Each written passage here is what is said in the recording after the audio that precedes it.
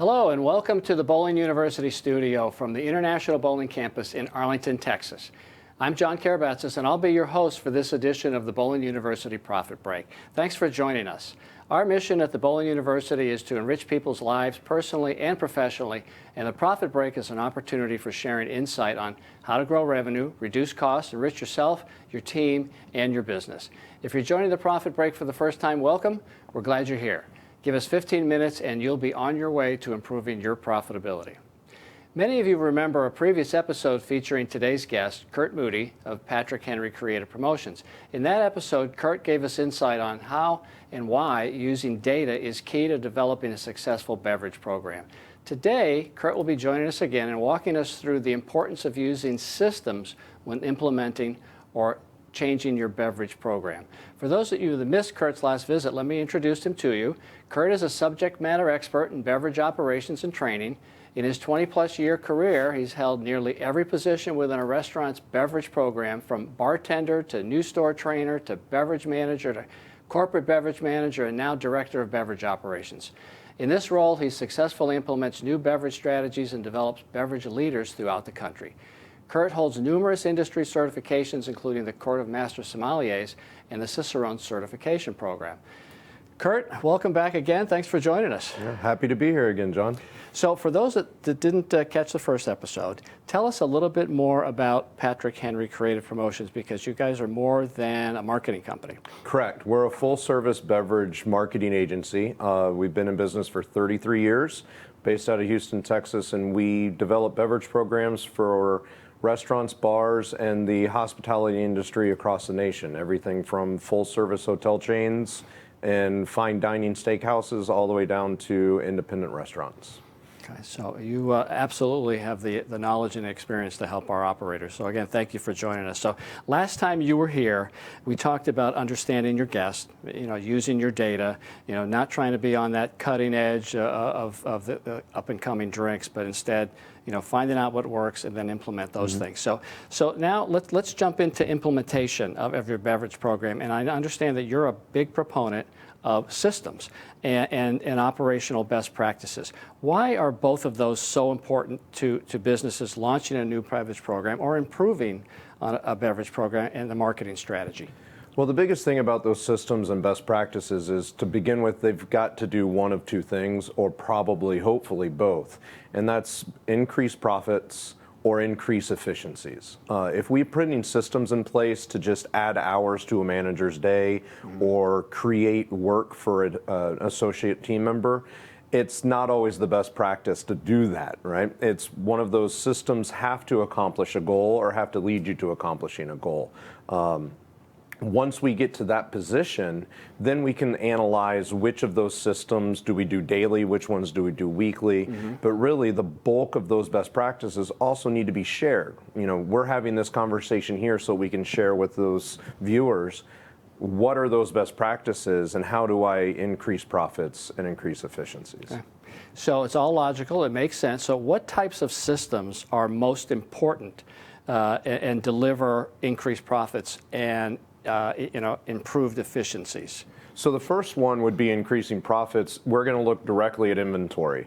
A lot of times people look at inventory and cost of goods percentages. Well, I learned a long time ago we can't take percentages to the bank. It's important to have cost of goods, liquor, beer, and wine cost targets, but really what we should care about is margin on our products that we sell, and we should really care about the rate of sales. A lot of people don't have an inventory problem, they have a sales problem. So the first thing we want to do is we want to look at every single recipe behind the bar. And believe it or not, draft beer, wine by the glass, they have individual recipes. So attacking how to pour a draft beer correctly, how to accurately pour 6 ounces of wine if our wine pour is 6 ounces, those are important systems to put into place. Not only should we pour test on spirits and cocktail recipes, but when's the last time we went into one of our bars and said, pour me a draft beer and let's see how much of the recipe we lose down the drain. Okay. Expand on that a little bit more so I make sure I understand. You said most don't have an inventory problem, they have a sales problem. Correct. Tell me a little bit more about what that means. So I learned that from a predecessor of a lot of times when you have sales problems, you start to try to pinch pennies in the back door. You start to look for the cheaper beer. You start to look for the cheaper chicken wing, where if you were selling the better beer or selling the better chicken wing, you necessarily don't have a inventory problem. You just have a sales volume problem that causes you to look elsewhere. A lot of time selling and creating margin and taking that to the bank, you start to lose that inventory or cost of goods focus. Okay, all right, that makes more sense to me now. So let's talk a little bit about training, because that part of what you do, you travel around the country and you train. You set up training systems, you help operators train. So what is the quickest solve for our operators that are looking to rejuvenate or even start a training program? Keep in mind too, a lot of our operators, they're not necessarily beverage people, okay, but it's an important part of their business. So what is one of the quickest ways that they can get into that and really get their jumpstart their training program? Well, one of the things that they're really good at it and over-focused, when you hire someone new in the kitchen, you spend a lot of time training them on how to correctly cook the food, how to quickly grab the correct portion of fries to where you're not over-serving or losing product.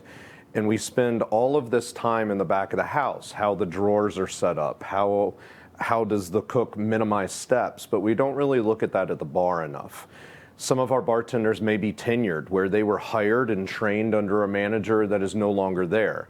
So as a current manager, when's the last time you did some training for current bartenders? We look at training systems as kind of fundamental, just as we would college courses. You kind of have your 101, 201, 301. Different elements of our business require different levels of that training, but everybody needs that fundamentals. So whenever we launch a new beverage program, we'd like to look at those fundamental skills. How to pour a draft beer, how to properly shake and strain a cocktail, how to present a bottle of wine should you sell a bottle of wine. Things that are not just within our own individual business units, but really industry-wide skills for a base level bartender. Along those lines, let me ask you this question. As I mentioned, a lot of our proprietors may not be beverage people. Okay, so consequently, what happens? I mean, they'll shy away from it. Okay, you go where you're comfortable. They may be bowling people. They stay with that. They may be food. How do you go about? What's the best way to go about learning how to be comfortable with it so you can make sure that they're trained properly? I mean, as a proprietor, say if I'm not a beverage person, I don't necessarily have to be the one that's doing the training, but I need to understand it. Correct. So how does one go about doing that, understanding that? Well, and you perfectly said it. A lot of times our proprietors, they're safer in the restaurant or they're safer in the bowling alley, so they stay there. It is impossible to run a bar from outside the bar. Okay. That's one of our fundamentals when we train managers is if you're going to manage a bar, if you're going to manage a bar staff, you have to feel comfortable including that in your rotation as you walk the building during business hours. Part of that comfort, some of that knowledge comes with doing that.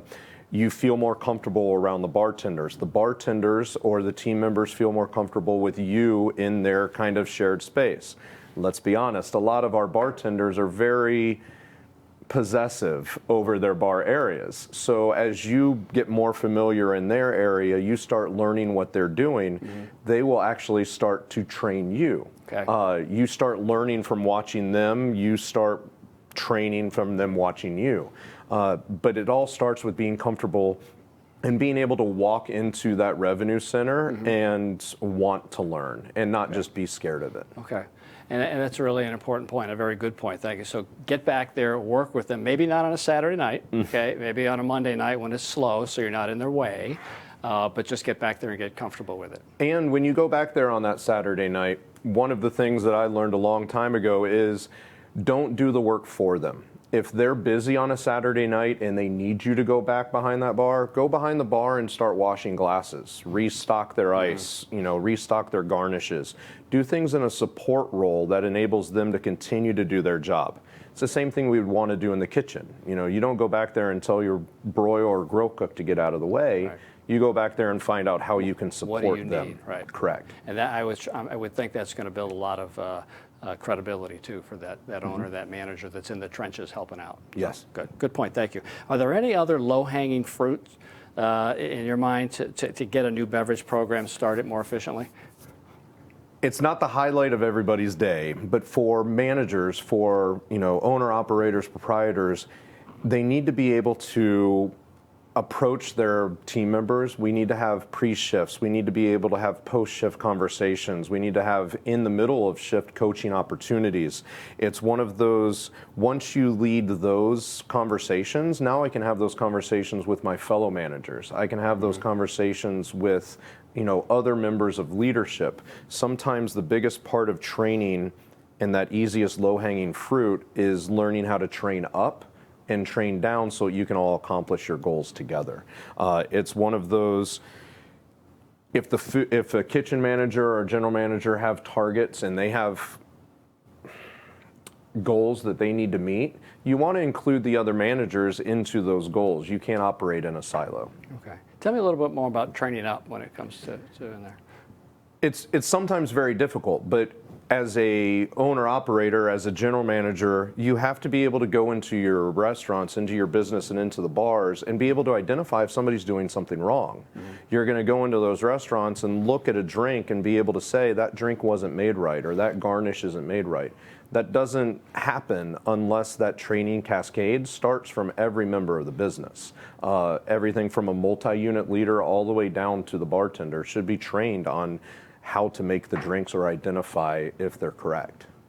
And again, that really speaks to, as complicated as our business model is, if you're not a beverage person, that can be intimidating. Very intimidating. I don't notice. I mean, that manager, that owner could be, I don't know what it's supposed to look like.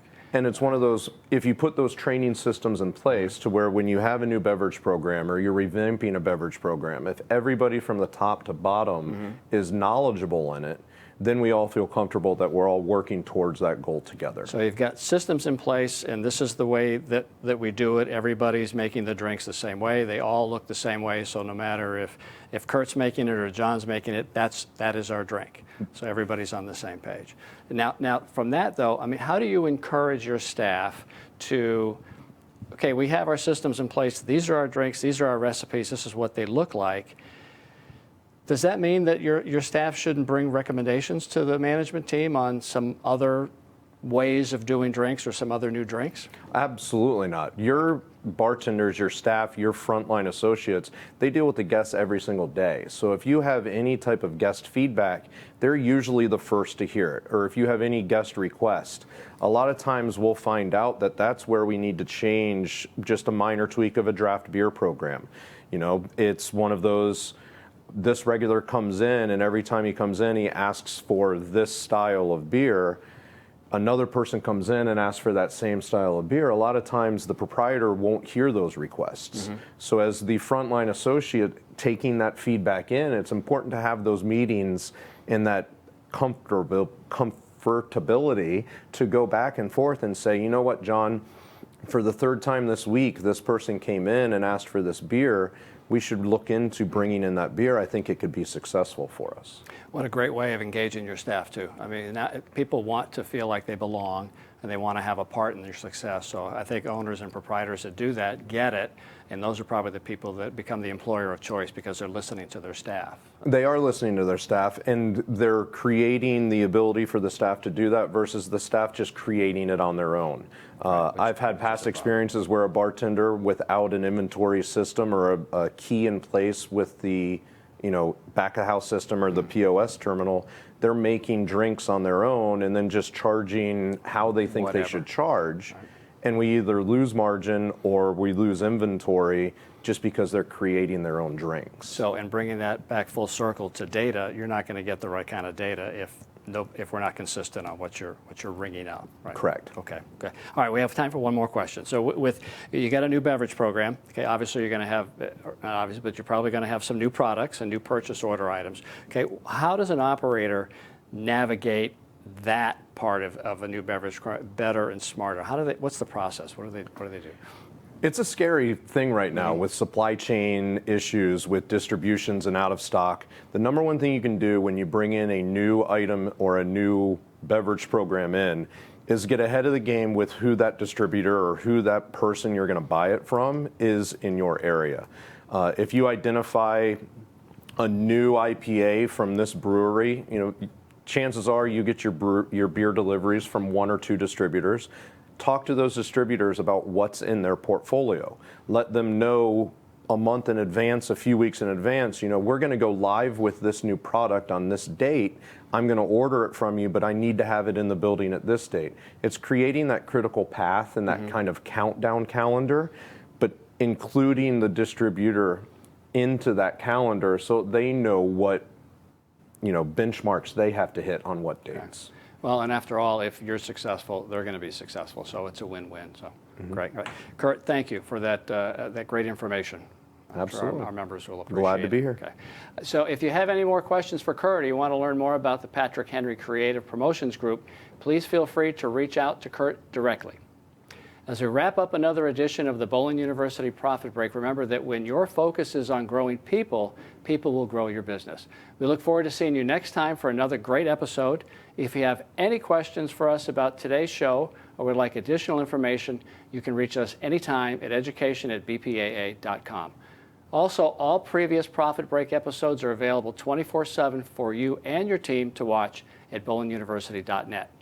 New Profit Break episodes are available every month, so mark your calendar, watch your email, and join us on Facebook to hear about the latest episodes.